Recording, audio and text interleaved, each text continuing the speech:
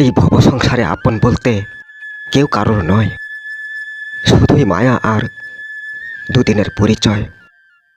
ভব ছেড়ে চলে গেলে মায়াও থাকবে না, পরিচয়ও থাকবে না।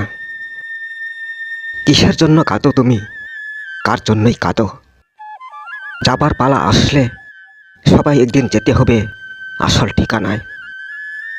এই দুনিয়ায় আমাদের কারো ঠিকানা নেই।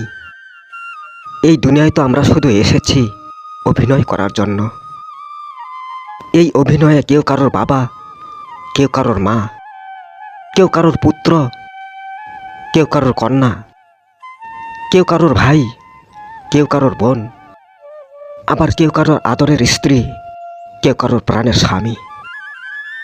অভিনয় শেষ হয়ে গেলে সবাই এক এক করে যেতে হবে আসল ঠিকানায়, যেখান থেকে আমরা এসেছি। তিনি পাঠিয়েছে, তিনি ডাক পড়লে এক এক করে সবাই সবাইকে ছেড়ে যেতে হবে।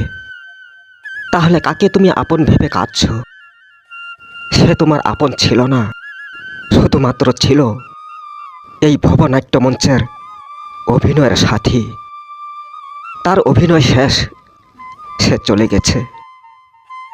যখন তোমার অভিনয় শেষ হবে তুমিও চলে যাবে। তাই আমরা আপন বলতে এই সংসারে কেউ কারোর নই। এই মায়ার সংসারে নাটকের অভিনয়ের মতো বেঁচে আছি। নাটক শেষ, সব শেষ। থাকবে শুধু মায়া আর চোখের জল, থাকবে স্মৃতি আর ঝরবে চোখের জল। আমরা যখন এসেছি কাউকে সাথে নিয়ে আসিনি। মা, বাবা, ভাই, বোন, স্বামী, স্ত্রী, যারাই যাকে পেয়েছি এখানেই পেয়েছি। এখানেই সবাইকে ছেড়ে সবাই যেতে হবে। কেউ কাউকে সঙ্গে নিয়ে যাবে না। কেউ কারোর মায়ায় বন্দী হয়ে থাকতেও পারবে না। সময় আসলে সব মায়া ত্যাগ করে একাই যেতে হবে। সঙ্গে কেউ যাবে না। কার জন্য এত আফসোস, কার জন্য এত দুঃখ? কার জন্য আফসোস করছো, কার জন্য দুঃখ করে চোখের জল ফেলছো? এটা হলো ঈশ্বরের খেলা আর হলো পরীক্ষা। ঈশ্বর আমাদের সাথে খেলা করে আর এক এক করে পরীক্ষা নেয়। ঈশ্বর পরীক্ষা নেয় আমরা কে কত ভালো কর্ম করতে পারি।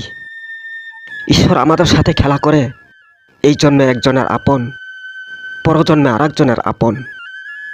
এই জন্মে মানুষ তো পরজন্মে পশু, পাখি, কীট, পতঙ্গ। যদি ঈশ্বরের পরীক্ষায় পাশ করতে পারো তাহলে যার জন্য দুঃখ করে আছো পরজন্মে আবার তাকে ফিরে পেতে পারো। আর যদি পরীক্ষায় পাশ করতে না পারো তাহলে পরজন্মে মানুষ হতেও পারবে না। তাই আমরা মানুষ, মানুষ হয়ে মানুষের কর্ম করলেই আবার মানুষ হয়ে জন্ম নিতে পারবো। মিছাই আপন আপন বলে কেটে কি হবে? আপন বলতে কেউ কারণ নয়, শুধু কর্ম ভালো করে যাও।